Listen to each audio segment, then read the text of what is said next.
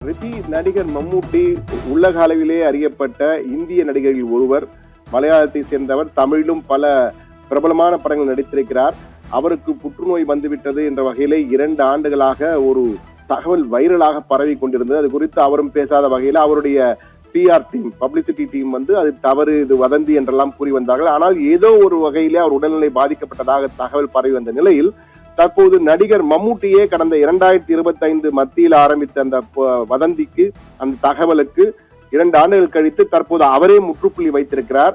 அவர் தன்னுடைய மனம் திறந்து பேசிய வீடியோ ஒரு நிகழ்ச்சி ஒன்றிலே ஒளிபரப்பியிருக்கிறார்கள். அதிலே அவர் பேசும்பொழுது தமக்கு வேறு எந்த நோயும் இல்லை, ஆனால் ஒரு வகையான, அதாவது வாசனை திறன் மற்றும் நுகரும் திறன், இந்த 2ஐயுமே நான் சில காலங்கள் எனக்கு இழந்து விட்டேன், முற்றிலுமாக எனக்கு இல்லாமல் போனது.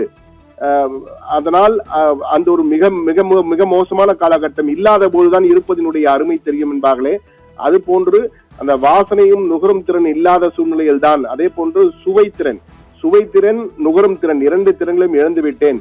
பல காலம் இந்த 2 திறன்களும் இல்லாமல் மிகவும் வேதனைப்பட்டேன். தற்போது மீண்டு வந்துவிட்டேன், தற்போது கொஞ்சம் கொஞ்சமாக மீண்டு வந்துவிட்டேன் என்ற வகையிலே அவரே பேசியிருக்கிறார். எனவே வேறு எந்த பிரச்சனையும் இல்லை. இதன் காரணமாகத்தான் ஒரு சிறிய பிரேக், ஒரு 6 மாதங்கள் திரைப்படங்களில் நடிக்காமல் இருந்தேன், தற்போது மீண்டும் நடிக்க ஆரம்பித்து விட்டேன். எனவே இந்த இல்லாத போதுதான் இருப்பதனுடைய அருமை தெரியும் என்று கூறுவார்கள். நேளின் அருமை வெயிலிலே தெரியும் என்பார்கள் அல்லவா? அது போன்று இந்த நுகரும் திறனும் சுவை திறனும் இல்லாத போதுதான் அதனுடைய முழுமையாக உணர்ந்தேன் அதனுடைய திறனை என்ற வகையிலே அவர் கூறியிருக்கிறார். எனவே மிகவும் கவனமாக இருக்க வேண்டும் அனைவரும் என்ற வகையிலே ஒரு மருத்துவ ரீதியாக அறிவுரையும் கூறியிருக்கிறார். ஆனால் அவருக்கு வேறு எந்த பிரச்சனையும் இல்லை. தற்போது உடல்நலம் முழுமையாக தான் குணமடைந்து விட்டேன், முழுமையாக மீண்டு வந்து விட்டேன், தற்போது திரைப்படங்களில் தீவிரமாக நடித்துக் கொண்டிருக்கேன் என கூறியிருக்கிறார். தற்போது ஏப்ரல் 23ஆம் தேதி அவருடைய பேட்ரியாட் திரைப்படம் வெளியாக இருக்கிறது. ஒரு உளவுத்துறை நிபுணருடைய திரைப்படம் அது. அந்த திரைப்படத்தை பல முக்கியமானவர்கள், டைரக்டர் மகேஷ் நாராயணன் இயக்கியிருக்கிறார். அவருடன் பேட்ரியாட்டில் அவருடன் இணைந்து பல முக்கிய புள்ளிகள் நடிக்கிறார்கள். மோகன்லால், குஞ்சாக்கோ போபன், ஃபகத் ஃபாசில், நயன்தாரா நடிக்கிறார். அதே போன்று ராஜீவ் மேனன், ரேவதி ஆகியோரும் நடிக்கிறார்கள். ஏப்ரல் 23ஆம் தேதி பேட்ரியாட் வெளியாகிறது.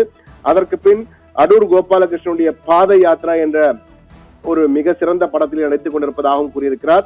அது மட்டுமல்ல தனுஷ் 55, தனுஷுடைய அடுத்த படம் 55வது படம், அந்த படத்திலும் மம்முட்டி மிக முக்கியமான ஒரு கதாபாத்திரத்தில் தனுஷுடன் சேர்ந்து நடிக்கப் போகிறாராம்.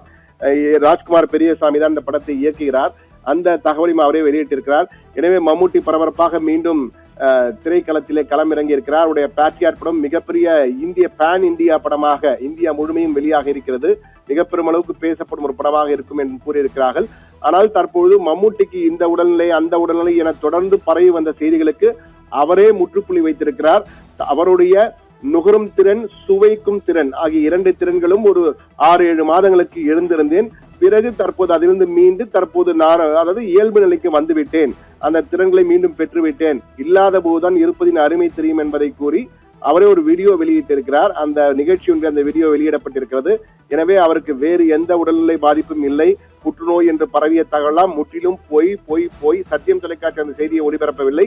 இருப்பினும் வைரலாக சமூக வலைதளங்களில் பரவப்பட்ட ஒரு தகவல் தற்போது பொய் என்று மம்முட்டியே கூறியிருக்கிறார். அது மட்டுமல்லால் தமக்கு என்ன பிரச்சனை என்றும், மீண்டு வந்துவிட்டேன், முழுமையாக தற்போது திரைப்படங்கள் நடித்துக் கொண்டிருக்கேன் என்றும் அவர் கூறியிருப்பது மம்முட்டி ரசிகர்களுக்கு மட்டுமல்ல, திரையுலகை ரசிக்கின்ற அனைவருக்குமே ஒரு மிக முக்கியமான நற்செய்தியாகவே பார்க்கப்படுகிறது.